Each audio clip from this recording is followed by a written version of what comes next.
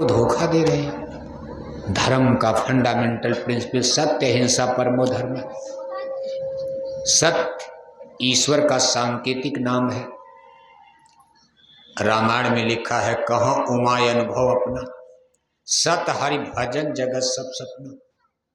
अगर इस यूनिवर्स में ब्रह्मांड में कुछ सत्य है, केवल परमात्मा ऑलमाइटी सुपर पावर क्रिएटर, जिसने सूरज चांद बनाया, जिसने सब ब्रह्मांड बनाया, वही सत्य है। बाकी सब सपना मानी झूठा है। जैसे आप रात में सोते हो, सपना देखते हो, अनेक सपना देखते हो आप। कभी कभी ऐसा सपना देखते हो खुशी होती, कभी कभी ऐसा सपना देखते हो कि रोने लगते हो, कोई मर गया, सपने में मर गया, अब आप रो रहे हो उसी में। तब तक नींद खुल गई, अरे नहीं नहीं हम सपना, तो जिंदा है, अरे दादा जिंदा है, मरे नहीं, हम सपना देख रहे थे। कभी कभी आदमी सपना देखता, मैं राजा बन गया, महल में हो गया, खुशी होती। नींद खुली, अरे हम तो टूटी चारपाई पर सो रहे, सपना था, झूठा है। इसी तरह संसार झूठा है, सपना है। सत्य तो केवल परमात्मा है, ईश्वर है। उस सत्य रूपी परमेश्वर को पाने के लिए जिस रास्ते पर हम आपको चलना है, उस मार्ग को अहिंसा कहा जाता है। अहिंसा, अहिंसा का मतलब कोई ऐसा कर्म जिसको करने से किसी जीव को सुख मिलता, उसको अहिंसा कहते हैं। और कोई ऐसा कर्म जिसको करने से किसी जीव को दुख मिलता, इसको हिंसा कहा जाता है। ये हिंसा 3 तरह की बताई गई धर्म ग्रंथों में। मनसा वाचा कर्मणा, जैसे मन से भी किसी का नुकसान सोच लिया, वो भी हिंसा में हो गई, गलत हो गया, पाप लग जाएगा। जैसे एक आदमी भगवान शंकर का पुजारी, बड़ी पूजा किया, भगवान शिव प्रकट हो गए। अरे कहा, भक्तराज क्या चाहते हो, इतने दिन तक हमारी क्यों पूजा किया? उसने कहा, प्रभु मैं चाहता हूँ हमें आप कुछ वरदान दीजिए। भगवान शिव ने कहा, ठहर जाओ भक्तराज, वरदान तो मैं दूंगा, लेकिन एक शर्त है। एक गिल्टी बन गई। कहा, प्रभु क्या हो गया? कहा, जो वरदान मैं आपको दूंगा, जितना आपको मिलेगा, आपके पड़ोसी को दूना हो जाएगा।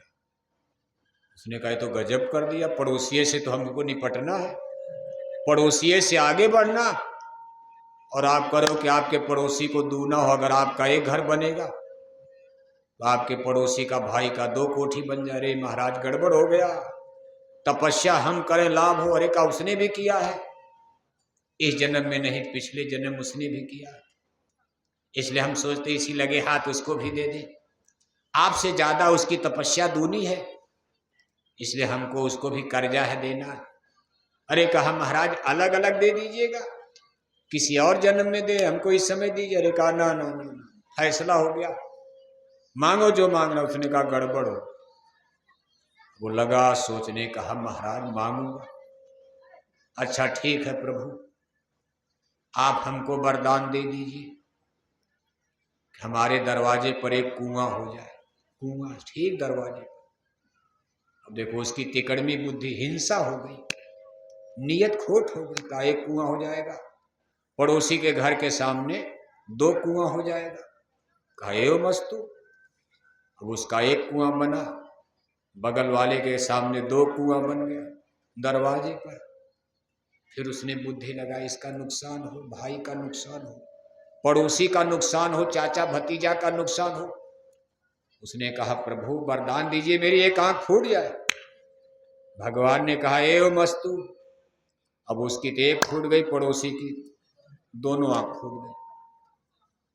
अब बेचारा अंधा हो गया। ये तो एक आंख से देखकर कुएं से बच के निकल जाता था, पड़ोसी बेचारा किसी को पकड़ के निकल, क्योंकि दरवाजे पर 2-2 कुआं है। किसी को पकड़कर नाती पोता पकड़ रहे, लाठी लेकर चलता था आगे आगे। एक दिन संजोग से कोई था नहीं, उसको बड़े जोर से लगी टट्टी। अब टट्टी कोई रोक पाया, सोचा दाएं बाएं, तब तक जाके कुएं में धड़ाम से गिर गया, मर गया। उसने कहा, वो दिल ठंडा हो गया, मर गया, जो चाहता था हो गया। कम से कम मर तो गया, मेरी एक आ गई, उसका तो जीवन नष्ट हो गया।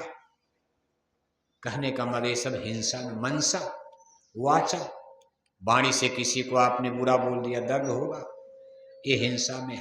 कर्मणा, कर्म से आपने, प्यासी बकरी है, बकरी को पानी पिलाओगे दुआ देगी, बकरी प्यासी है, आपने कहा पूजा का समय हो गया, अब बकरी को पानी कौन पिलाए रे, कहा पूजा का समय होगा, देवी चंडी मैया नाराज हो जाएंगी।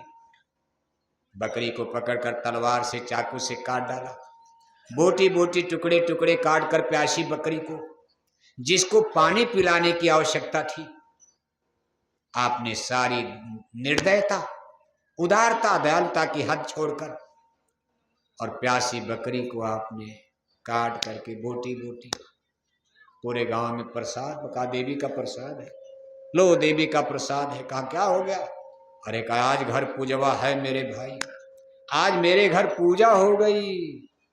किसकी पूजा, देवी की। कौन देवी, कहा मांसाहारी देवी।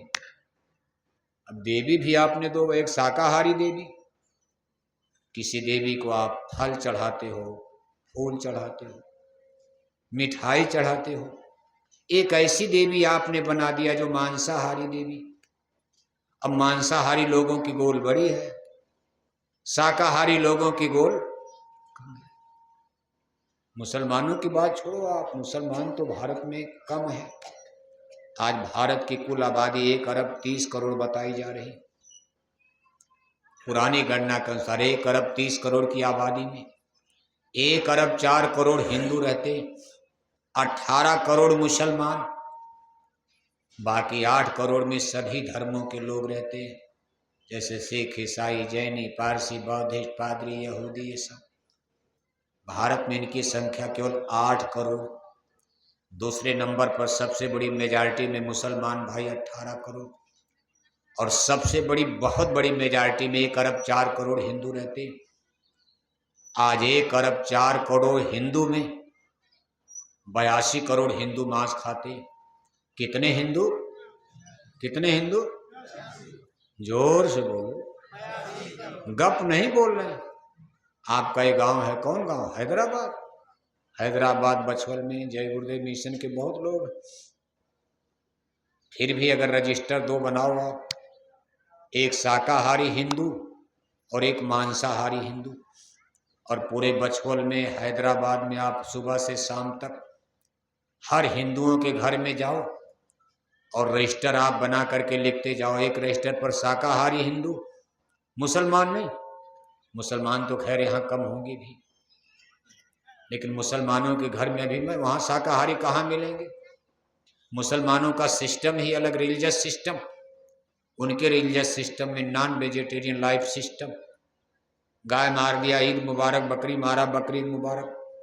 बात हिंदुओं की हो रही, और आप सब लोग यहाँ हिंदू धर्म को मानने वाले बैठे हो। कोई मुसलमान भाई चेहरा नजर नहीं आ रहा। मुसलमानों की बात अभी करना भी ठीक नहीं। मुसलमानों को समझाने का समय अभी 8 या 10 बरस के बाद आने वाला है।